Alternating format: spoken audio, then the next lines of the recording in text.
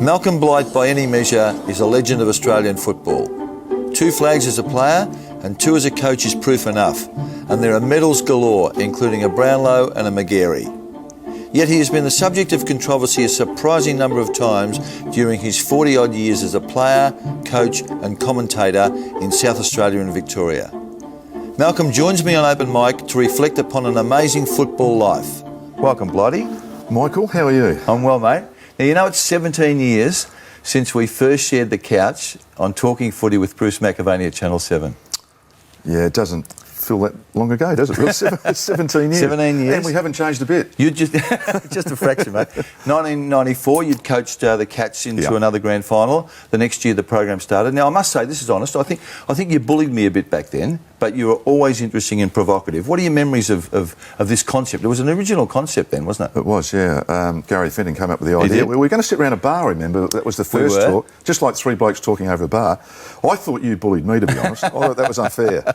We had differences of opinion, which is fine, wasn't it? Yeah. No, I think, probably the viewers enjoyed it a bit more than I did.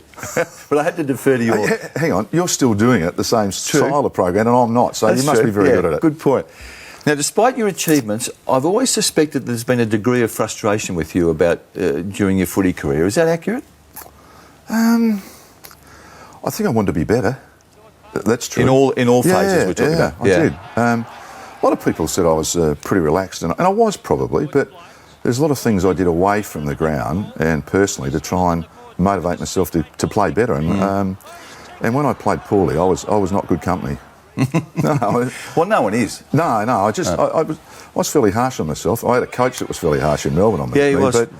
But I builded myself up a fair bit. You're an original member of the Australian Football Hall of Fame. Yep. From 1996. Yeah. You're not a legend. My own view is that you should be. Are you ever so slightly miffed that you don't have that official legend status?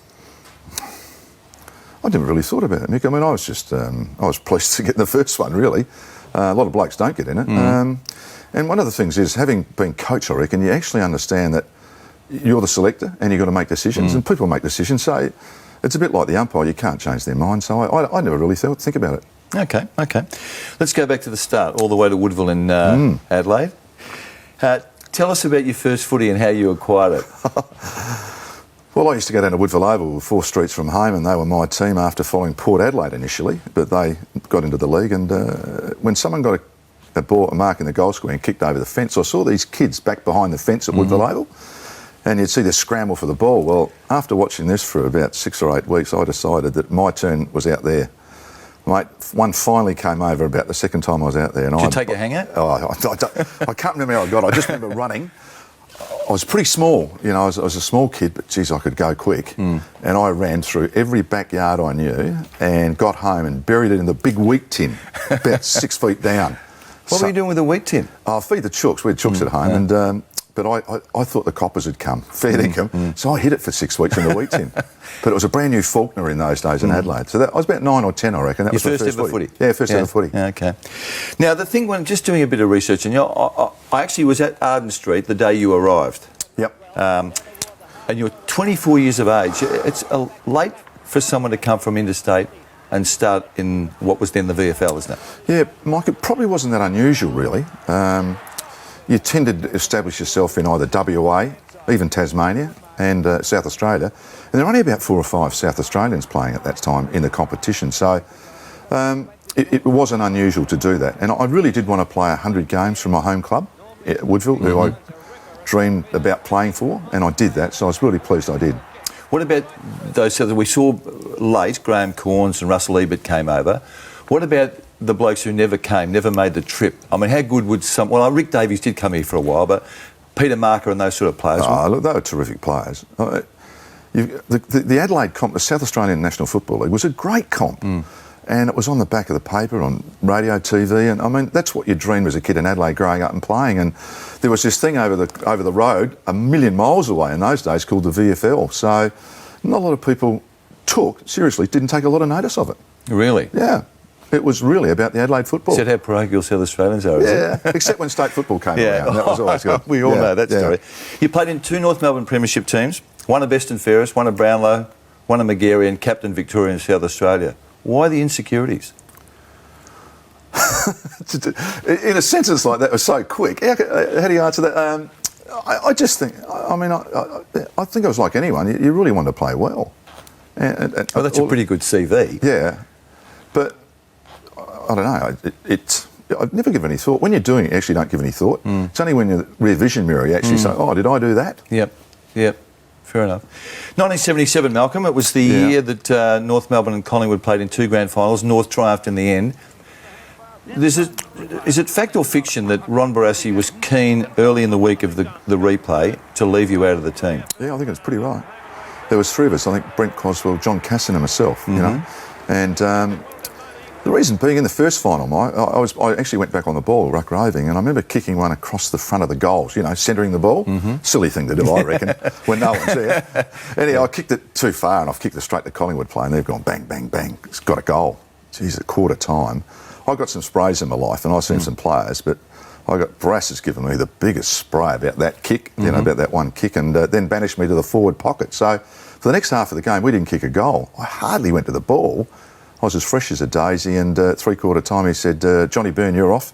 Blighty, you go back on the ball. And I thought, oh, poor John, but beaut for me.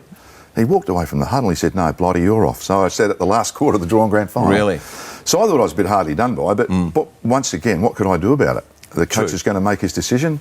But thankfully, it happened, and I got a few, you know, I played okay in the replay. Brass marked his good players hard, didn't he? He did. And I think later in life, you probably did the same thing with yours. But certainly with yourself, Keith, Gregg, players of that ilk, he was a hard taskmaster, wasn't he?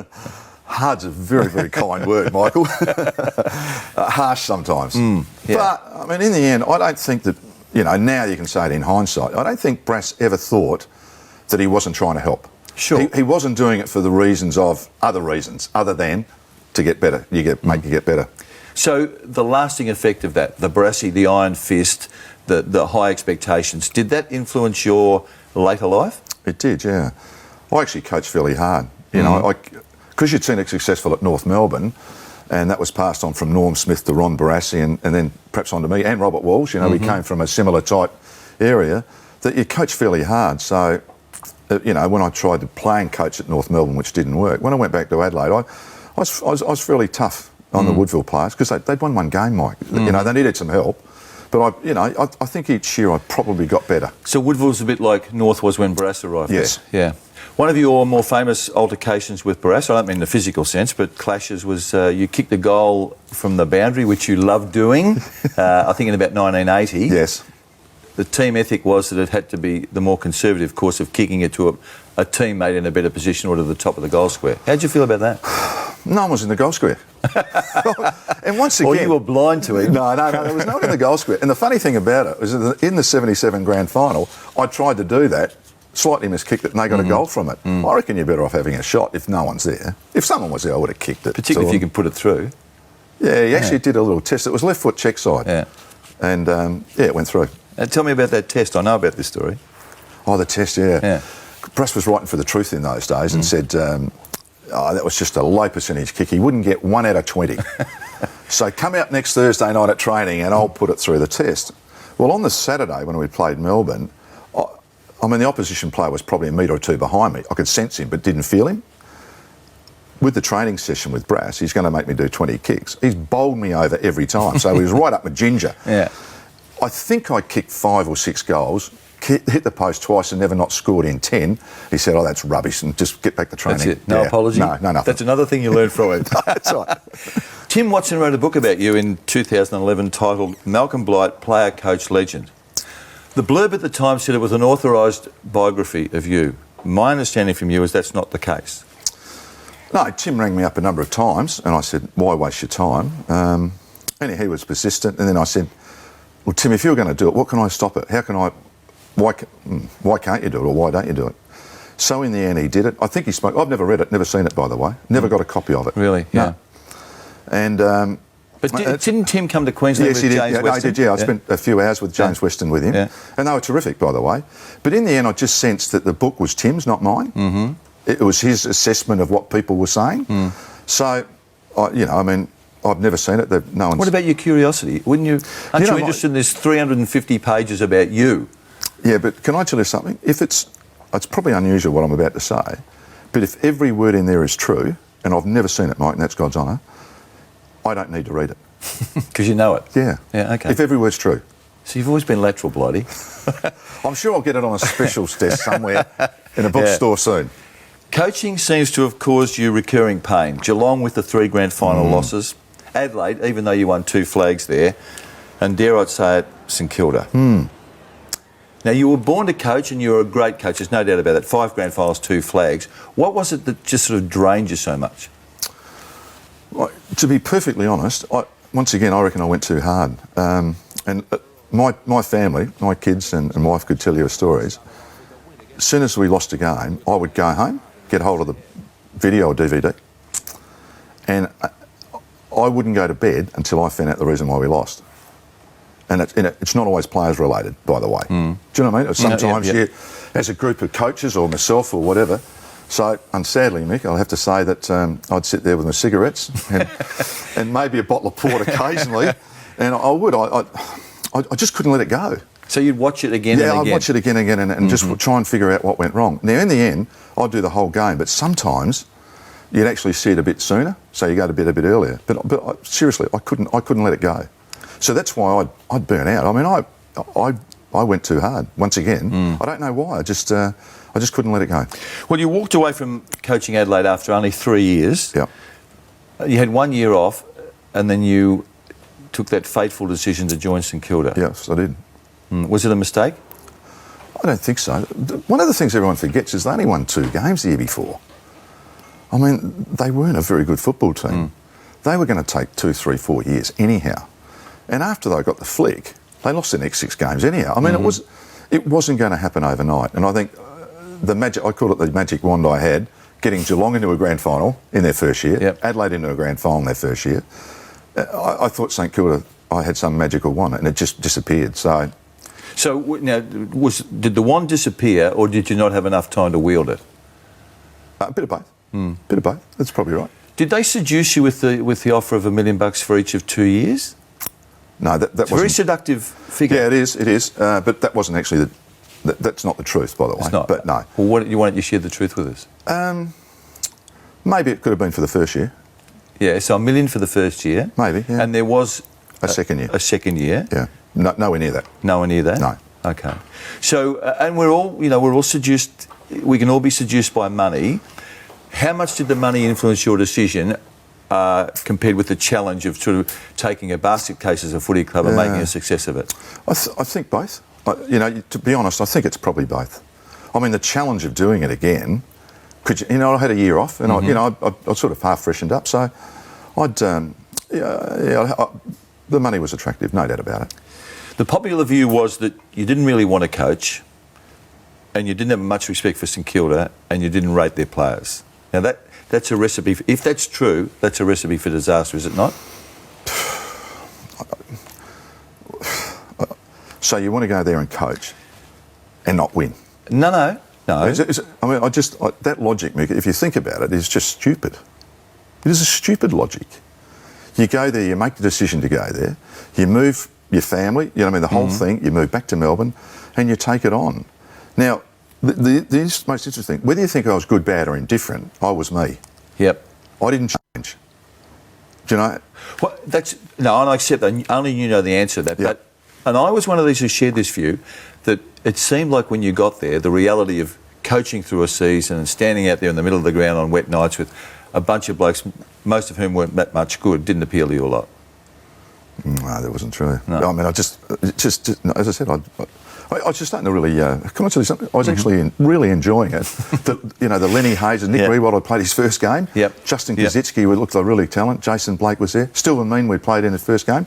So I've been quite enjoying them playing over the last few years. So I was actually really starting to get into the young group. And you knew more was coming because you're going to finish down near the bottom again. Yeah. I want to ask you about, remind you of a comment, which was, I think, an astute comment, but it shocked us at the time where you said of Robert Harvey, the dual Brownlow medalist, that he ranked to the wrong spots on the footy field. No, I said that a couple of years earlier when we played them in Adelaide.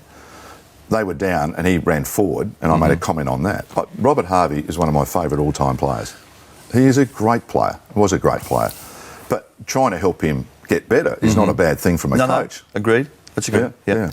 I remember writing a story on the 7th anniversary of your sacking from St Kilda, quoting the president at the time, Ron Barassi, and it was his administration that appointed you in 2000 to replace Tim Watson. That night on Channel 10, Stephen Quartermain interviewed you. You were offended, you were angry, and occasionally you were vindictive. I couldn't give a rat's toss bag whether he thought I could coach or anyone thinks I can coach or could play. I don't care. Have an opinion, we all have an opinion. But when he talked about commitment to St Kilda, for the time I was there, it's absolute garbage, made by a very naive person. Say I couldn't coach, Stephen. Say I made the wrong call. Say I said something to the wrong. Say I said something bad. All I did was handle some egos, tried to handle some egos with a very bad football club that had won 2 games a year before. It said that you weren't good with kids, you were better with a mature list. Oh, yeah. So in Adelaide or Geelong, 2 very young teams came from nowhere to playing grand finals with young teams. Come on, that's a wank. Why did it hurt you so much? I think you wrote, and I think that was said in that there was a naive decision by St Kilda. What, to appoint you or sack you? Sack you. Sack me. Yeah? I agreed. Yeah. But you were so angry towards certainly Rod Barassi, who I was quoting in that story. Yeah, I'd have to think about was I? Yeah, probably was. Because I suppose but I didn't say anything for 7 years. That's true, I understand that. And you're not used to failing, are you? I mean, if it's perceived to be a failure. Oh, it was a failure. I didn't finish. But sometimes your legs are taken out underneath you and it's a free kick. Yeah. Do you know what I mean? Some things you can't control. Yeah, sure. Why did you keep your peace for so long? I didn't think it achieved anything. What was I going to do about it? You know, once again, the selectors had made their decision. We'd move on. Yeah. The one thing that clearly cut you was the assertion that you weren't committed to the footy club. That's just absolute rubbish. You know, one example I want to ask you about this. There might be a totally plausible explanation for this, but St Kilda played in Brisbane. Yep. Things hadn't gone well. This is the assertion, right? And you and the coaching staff stayed up there and played golf the next day when the club wanted you back in Melbourne. Was that true? No, not true. I actually did. I think I did play golf. But I actually answered that. I mean, there's lots of things. I reckon coach-free zones, Brass did that. You know, and it was one of those things that you build up for a week, you play your game, and then, you know, the day after recovery day, I just reckon sometimes you both need space, the playing group and the coaching group. I do all sorts of things, including go through the tape again. Do you know what I mean? There's a whole host of things. Go for a walk, go for a swim.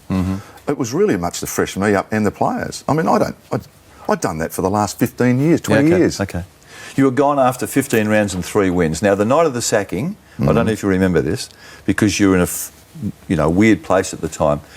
I called around to your place in Brighton. Oh, yeah, yep. There was Patsy, yourself, me and Kate, my daughter, who'd been at the footy, and we went down from the MCG. We were in the kitchen, no television, no radio. It was like a morgue. It was as if someone had said to you, Blighty, you're going to be deported tomorrow. Had you ever been affected psychologically like you were that night? Yeah, probably. The day I finished at North Melbourne as coach, and Barry Cable came in to coach us. Yep. And that was round 16. I had a few bad Julys. If I got through July, I was okay. But then he asked me, I said, can I just go? Can I just go home? You know, he said, no. I want you to warm up and join the rest of the group.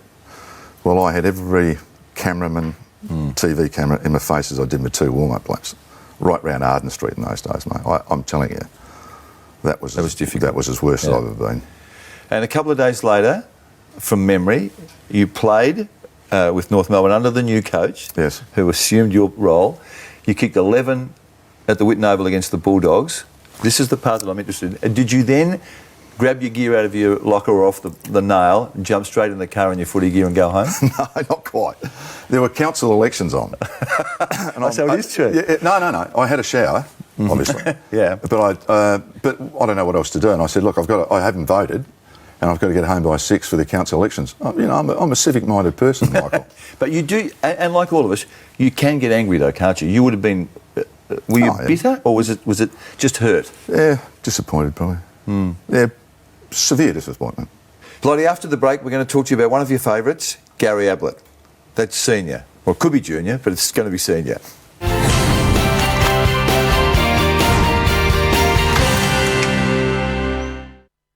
Blighty, you were what we might gently call unorthodox. Some would say slightly eccentric, some would say bizarre in elements of your behaviour as coach. What was the most radical ploy you were called upon in your coaching career?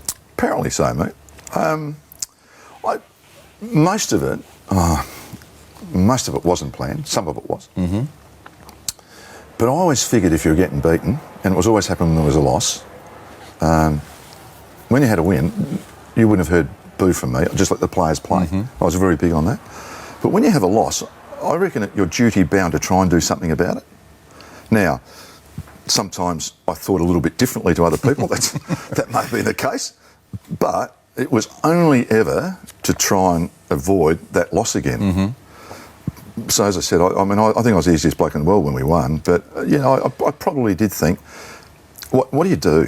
Do you say to the players, oh, that's not good enough? I mean, sometimes you'd paint a picture. Sometimes you'd take them to a different environment.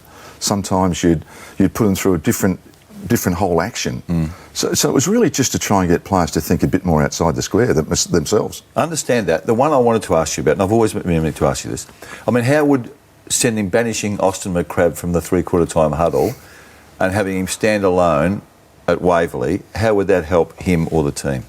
Probably to make a point.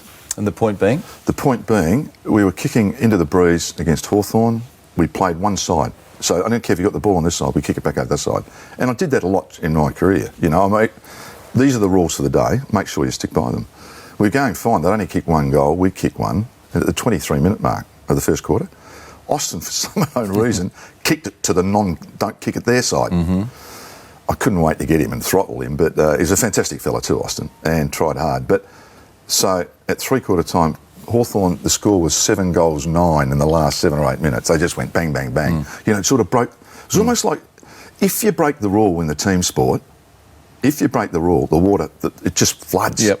And the weakness comes and the loot. So I just said, well, look, you're not part of us. For you to do that, you're not part of us. Get over there. Really? Yeah.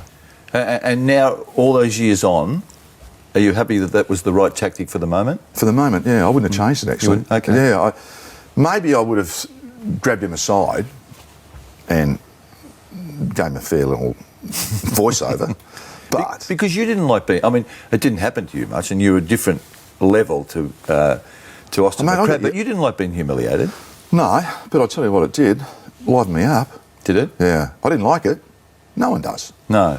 But I reckon sometimes... look, if we don't have red traffic lights, it's mayhem on the streets. Mm-hmm. And there are some things that you've got to do. And I reckon in team sport, in football, there are some things that won't change. And if the person in charge says, that's it, I reckon that's got to be it. There's got to be some common ground for the whole team to understand. To start like that means you won't win, particularly with a pathetic effort from Pittman in ruck. I mean, it was the most disgraceful display I've ever seen from a big fella. And that's pretty hard on an individual, but he's going to have to live with that because we got carried away as a team. What about the bloke now officially known as David Pathetic Pittman? You got more of these? No, I know how good we know how good your coaching record was. No. This is just the other side that made you different. Yeah. David played a poor quarter of footy. We only had one tall at the time, and we got beaten. I did say it was pathetic. I did say it about the quarter. That was to Neil Curley on camera. When I did the press interviews after, I didn't purposely. I omitted the word quarter, so it sounded like his whole career was that, and that was never intended. Yeah, I understand that can happen in that. I made a mistake, and I told him so. Yeah. Now, positive one, Blighty. You just jumped me by one. The '94 semi-final against Carlton. Yes. Waverley Park. Your 3 late withdrawals were Couch, Bairstow, Hocking, all Australians. And Michael Mansfield. Yeah. You were given no chance. None. No chance. They say, those who should know say, it was probably the most inspirational address you gave in your time at Geelong. What was the theme? What was the message? Yeah, I can't remember what I said, obviously, but the theme was about, I reckon there's some days in your life that you remember. Now, the fact that it was a final, it wasn't a grand final, but you can actually talk about this game for the rest of your life. That was the theme. If you get over this hurdle, And don't forget the week before we'd beaten Footscray by a kick after the siren, Billy Brownless. Yep. We had that great That's win right, against Carlton, who had that great team, and they went on to win next year, almost undefeated. And the following year was the Lee Tudor kick to Gary Ablett to win by a kick after the siren. So we actually made a grand final with three, I'm telling you, three of the great finals wins of all time. And that's the belief thing, isn't it? Yeah. Yeah. Sadly, petrol tickets run out the following weekend with the Westgate Eagles just flogging us. The other one at Geelong, the peace pipe around the pool. Is that, I'm sketchy here because I didn't see it, but the public view was that you sat them all around a swimming pool and they exchanged a peace pipe. Is that right? Yeah, Billy Brownless has messed that up a bit. It's changed. It was actually two different stories. There was once we were in a swimming pool, and once I asked them to bring a blanket to the MCG. And the reason being, we sat down like we're Indians and we're going out to attack the natives and all that sort of stuff. So it was just a symbolic thing because we're playing poorly and you do something different. Were they spontaneous things, or did you learn them from people in other sports and what had gone before? No, I don't think so. I don't know who did them. I'd love to say all of those were copied from somewhere, but I don't think they were. There's a little fella up here that talks to me a fair bit. You've got one of those. You're like that. Am I really? Yeah. I know you are. Do you? Yes. It's not about me, Malcolm. Yes, it is. Yeah. Hey, how's your retirement going, Billy? Good. I'm enjoying it. I'm enjoying this too. Good. Now, the one of your many fans at Geelong is Billy Brownless. I mean, he loves what you brought to the footy club and he loves the interaction and the friendship that you had with him. Yet he's a bit different. I wouldn't have picked him as one of your faves. Yeah, he was. He's a really likeable guy. He is. He's a really likeable guy. And he was... sometimes you actually play state clubs because of the fabric of the club. I reckon you've got to be careful. It's all right to, move people in and out, but some players just are the club. Yep. And I felt that Billy was always that. Yep. How good a player would he have been, Malcolm, had you not had a bloke called Gary Ablett playing in his vicinity? Actually, I did an interview one day, I forget where it was now, and they said, what do you reckon the best move you've ever made? It was actually Billy Brownless asked me the question. I said it was probably moving you out of full forward and putting Ablett there. I think he did ask Billy me. was at... Now, I remember that. This doesn't make it right, but I had him once at number 19 in the top 50 players of a year. Yeah. I mean, unfortunately, Ashley McIntosh probably got him in a couple of grand finals, but he was a very good player, Billy, wasn't he? He was. If you could have your time again, you might have put the great Barry Stoneham at the back line because we never had enough tools, and Billy could have handled centre half forward or full forward and Ablett. Hindsight's fantastic. Now, Gary Ablett Senior, his best years probably came under you, and I think there's a bit of Blight in Ablett. I mean, that spectacular, the big leaping, the goal kicker. Did you have an empathy with him that brought the best out of him? I think so, yeah. I enjoyed watching. I've said it, he changed more games than any other player I'd seen. I mean, he could really turn it on. When he was in his bubbly mood and best mood, he'd kick a lot of goals or even get the ball a lot, And so he was really great to watch. So how did you tap into him? What was your message to him that made him, freed him up and made him play the way he can play? Good question. I think you'd have to ask Gary that. But I enjoyed talking to him and trying to help him with his footy, as I did most players. But you saw yourself as a teacher, didn't you? Yes, I did. Even of the best. Yeah, I did. Yeah. Coaching's about painting a picture. I'm convinced more of that now. You paint a picture so the boys can fit themselves in there. Now, to win games, I've never ever thought that. I think what you can do is make a move to be a catalyst for a player to change the game. But winning games, you might get lucky a couple of times a year. Just everything falls into place. But I actually enjoyed the teaching side of it. You're very strict with all your players at all the clubs you had. Did you bend the rules for Gary Ablett? Yeah, I did. In regard to a religious belief he had at the time. Yeah. He avoided Sunday training a fair bit. So...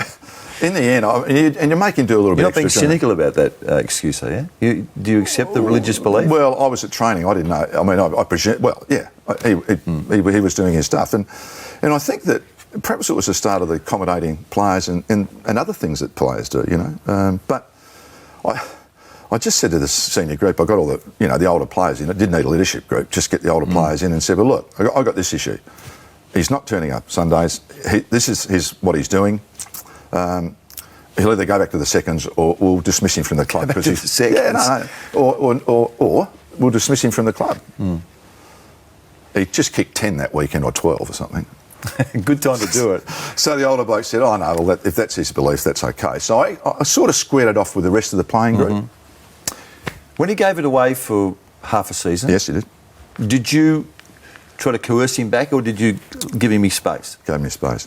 Other people at the club did, because they were genuinely interested in his well-being.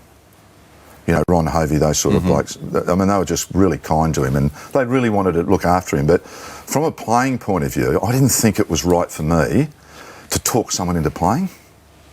You know, it's a hard enough game to play as it is without having to talk someone into it. So, you know, I mean, I was pleased when he came back. And he did play seconds, by the way. What was the explanation, Blighty? What did... I'll tell you what it is. Sometimes you just get sick of being yourself. More information. Sometimes the hardest thing in the world is to be you, with the expectations on you. And I think perhaps I'd been through that a little bit. Yep. And I think I could see that in Gary. It gets pretty hard work. Did you think he was gone? No, I didn't think he was gone as a player. Mentally, he was not there. Yeah. So, you know, you know the thing I was pleased about? He was actually honest about it. That I am really struggling with this. So, instead of going through the charade of just doing it, he opted out for a while. Have you seen a more gifted player, a more naturally gifted player? I'm on the board of the Gold Coast Suns now. We've got one there that's pretty good. His name happens to be the same thing, doesn't it? Yeah. Young Gary's, he's got some genius in him too. I mean, it's amazing. I want to ask you about the two of them. We know they're totally different in the way they play the game, but as a spectator, I suspect that we'd prefer to watch Gary Ablett Senior. But I'm guessing if I were a coach, I might prefer to coach Gary Ablett Junior.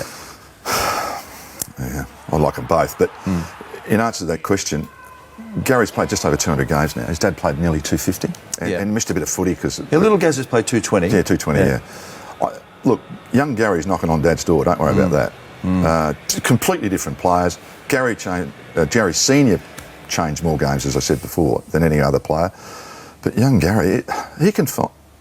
I cannot find... He could have found the footy in the wheat drum. You know? You had a copper's hat on, you were in a lot of trouble. Yeah. Tell me the story. It's a lot of people know it, but I think it's such a good story about you and one of your many chats with Gary Ablett Senior about the bridge. Oh, yeah, the bridge at the Sanctuary. Well, it was when I first went to Geelong and Gary had missed a few training sessions. And once again, it was like, we've got to set some rules here, boys. They'd sort of been that team that just below and just missed out for 10 years. So, I said to Gary, look, I've got to meet you. And we met on this little Ballyang Sanctuary in Geelong. It's become pretty famous. I think there might be a plaque there, Mike. But, I said to him, look, Gary, this has got to stop. Either you walk across the bridge with me, go and get your footy gear and come to training, or I'll symbolically push you into the creek and you're out. You may as well not. Don't ever turn up here again. I mean, that's how, you had to be strong. The football world was changing. You're semi-professional, nearly professional. So, after a discussion, Gary went home and got his gear. Yeah. Yeah. And were you confident? No. Seriously, no. I was hoping. I mean, you knew we had talent. Good heavens. But it's no good if the talent's not used. Did you feel at that time that fate had dealt you a rough hand? I mean, I think on reflection that your performance at Geelong was amazingly good. I think we were deluded by the stars at the top, and we didn't see the bottom end of your group. A bit like St Kilda under Ross Lyon. Yes, I'd agree with that. You ran into Hawthorn in 1989. Yeah, great team. I don't mean to bring back these nightmares, Blighty. Well, that's actually not a nightmare. 89 was just... someone has to run second. It was such a legendary game and it was such a great year. And, why... I've had this debate with you before, probably on the couch in the old days, but running second sometimes is not a bad thing. Yep. It takes two to tango. I think the second team gets dealt a harsh blow, and that was before I coached seconds. Yeah, no, I totally agree with that. I reckon you're better off running third than second in the AFL. And as I said, preliminary finals, they're like dancing with your sister. Yeah. I mean, they're just, you're nowhere. It's a terrible feeling, preliminary finals. 92, 94, the West Coast were a great team, no question about that. They were in the finals every year during the 90s. Yes. Is there one of the three? I mean, you've 92, I thought, is the one that you should have got. We led at half time by a couple of goals. Yeah. But We also led by 4 and a bit goals with 4 or 5 minutes to go, and I think Sumich or someone kicked a couple of goals late, and momentum just shifted. You know, that little bit of, and then a few years later, I do it with Adelaide, and we're a couple of goals down, and momentum shifts, and in fact, you're almost duty bound to make a change when you're a couple of goals down. When you're a couple of goals up, you're almost, do you want to disrupt this? Yeah. It's a really difficult position, I reckon, half-time in grand finals. You've always appreciated good players. Oh, yeah. Peter Matera's a good player. Yeah, fantastic. He did do some damage, didn't he? He did for a quarter. And yet Mark Bairstow in that first half, Yeah, Mark was good. probably our best player. He probably had 20 possessions in the first half. Yeah. But when I'm talking about Matera over the journey, that period, the early 90s. Yeah. Oh, he did. and the other bloke was main wearing on the other side. Yeah, So, yeah. Oh, look, but you can go through their team. I mean, they were a super team. They were. After the break, Malcolm, the 1997 Adelaide Premiership.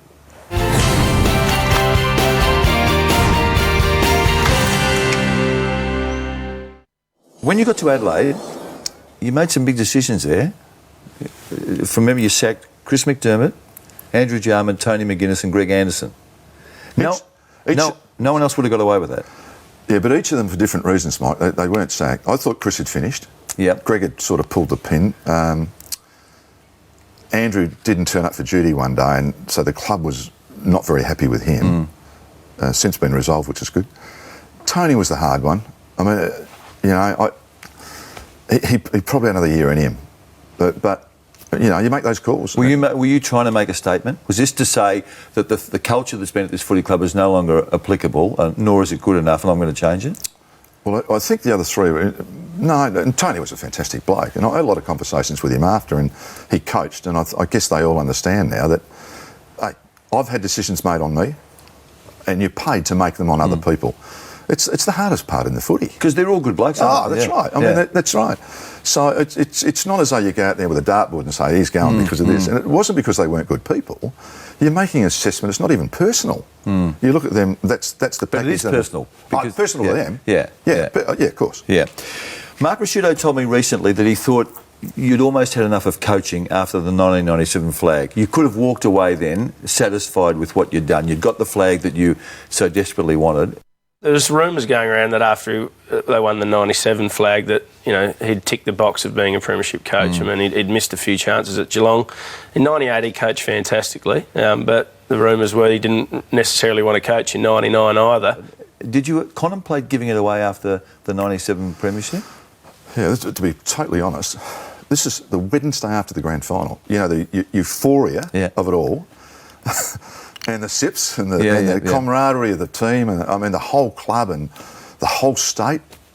Wednesday meeting to decide who we're going to finish up at the football club, because the rules say you've got to turn 3 over and there's injuries and you've got to make decisions on people. You've gone from this unbelievably euphoric state to making decisions on people's lives again. 2 days, 3 days later, spare me.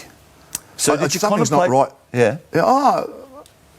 Probably, yeah. And the following year too. It is, I can't believe you can be so high and then be so low. And you're sitting, who are we going to get rid of?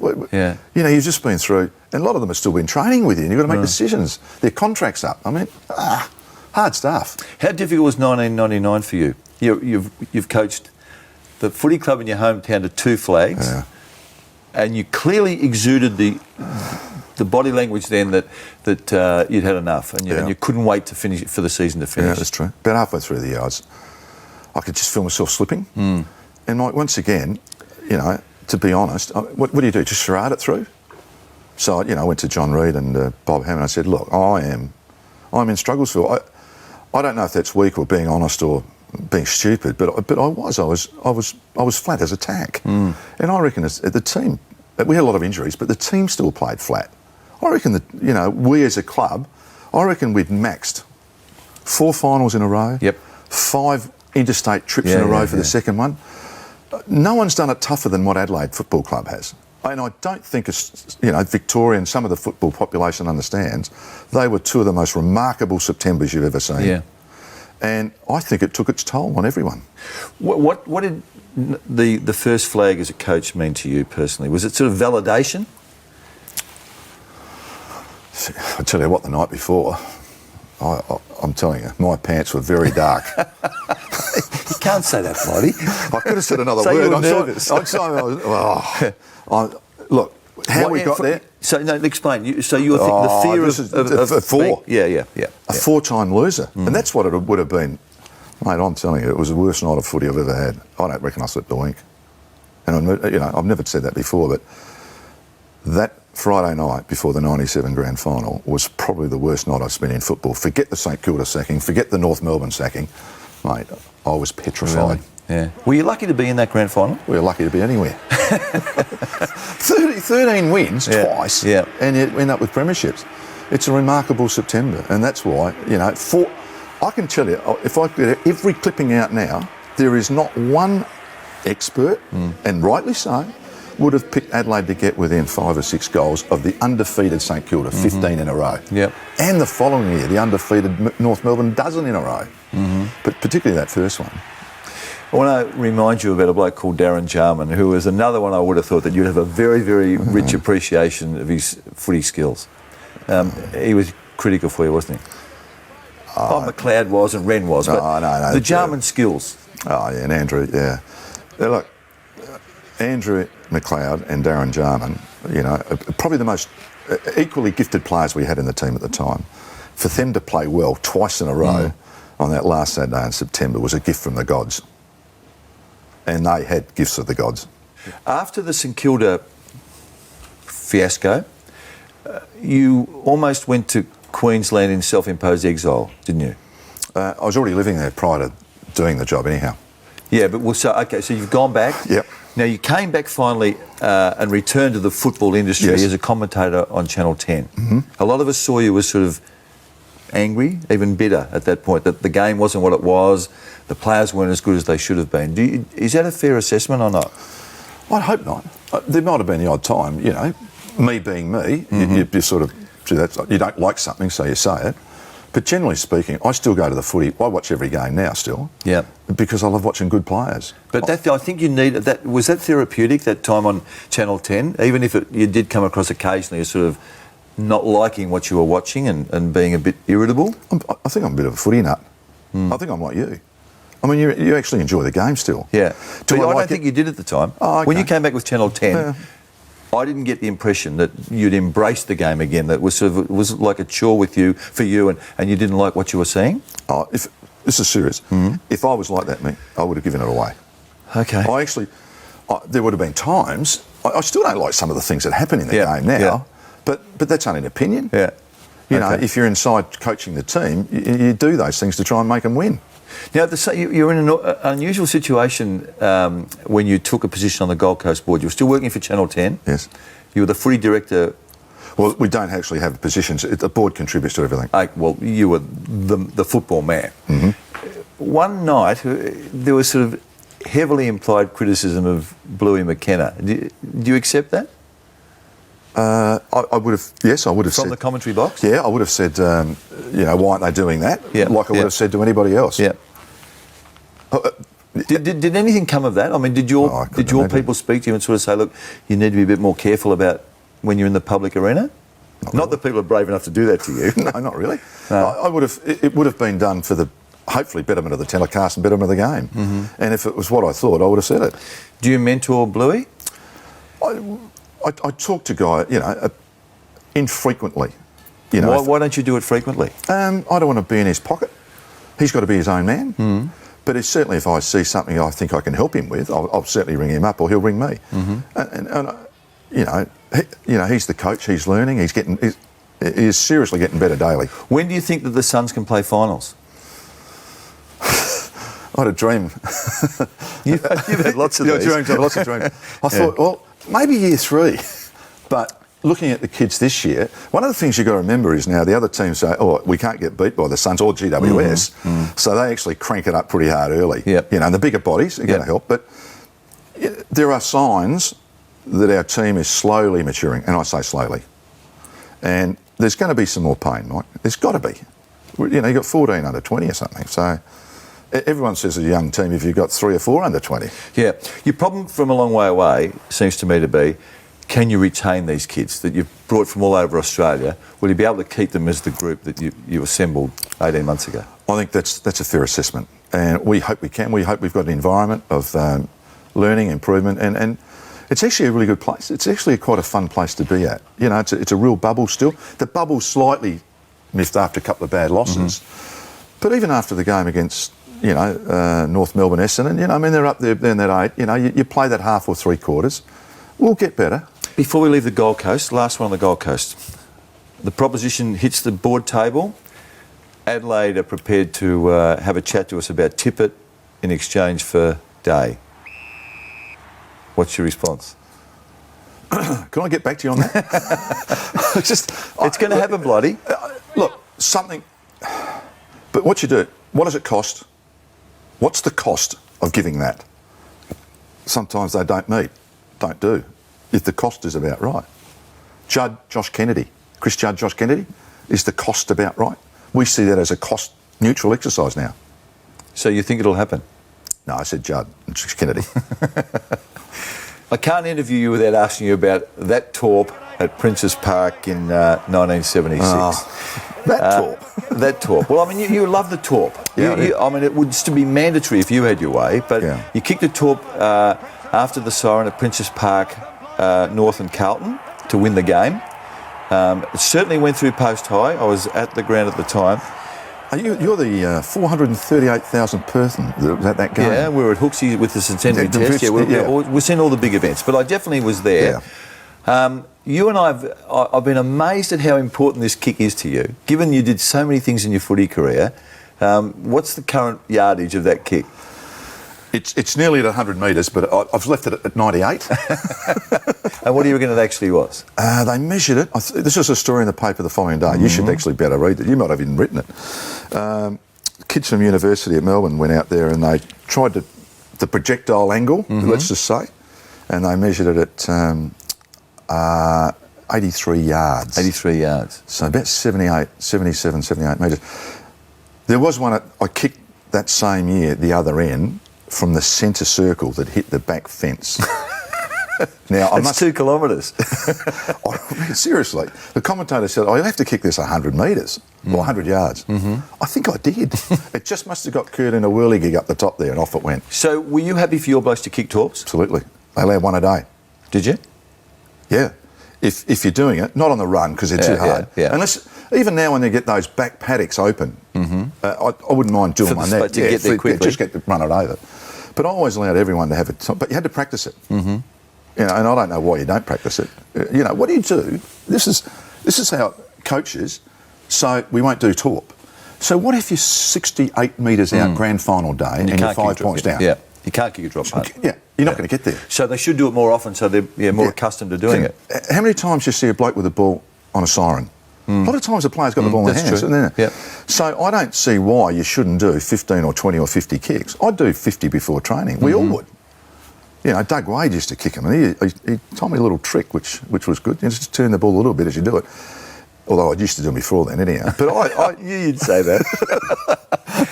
I thought, well, it's silly. Why wouldn't you?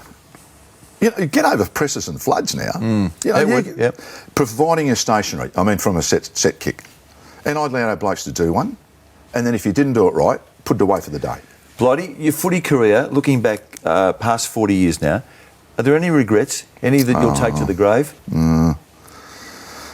I mean, the obvious thing is to say, I wish I got a few more kicks, but that's a fair way back. Is that all? Is that your only concern, is it? Yeah, I reckon. Geez, you got a few. Yeah, but I reckon, I don't know, it's like anything. I reckon... Nothing that occurred, like the St Kilda situation? No, it happened. It's part of my tapestry of life. I mean, what can I do about it? I couldn't do about it on the day. I would have... And even the North Melbourne bit. I mean, I'd love to still be coaching North Melbourne deep down, if I had my chance. But you know what? I played for Woodville. That was my boyhood dream. Woodville and Adelaide was my team. We change our dreams, though, as we go along. If you walked at the front now and ran into Rod Butters and Grant Thomas, which is unlikely in itself, but if you ran into them, would there be any dialogue? Yeah, I'd say hello. Would you? Yeah. And you wouldn't want to take it any further? It'd just be an umbrella? Really. No, just hello. I mean, mate, hey, have a look at us. Look at our age. Yep. There is cobwebs on us. Yeah. So taking something like that or not enjoying what you do today, just not in my No, nature. I'm pleased with that. Yeah. I'm pleased. Oh, I just don't have a problem with it. You're one of football's most fascinating characters, there's no doubt about that. It's been an amazing 40 years. You and I have had a couple of altercations along the way. Have we? I can't But remember. I've really enjoyed watching you play and just following your career. It's been fantastic. You should be proud of it. Well done on that and good luck for the future. Thanks, Mike. Good on you, mate. Thank you. On Open Mic on Wednesday night, my guest is an honest and emotional Adam Goodes. And I thought, you know what, this is really unacceptable. I don't want people to get away with this. I want this to be the last thing that anyone says to me. And I really wanted to let that player know how he made me feel. And I've no doubt that he's very clear on how it makes other people feel by calling them that name. It's a confronting, not to be missed open mic. 8:30, Wednesday night, Fox Footy.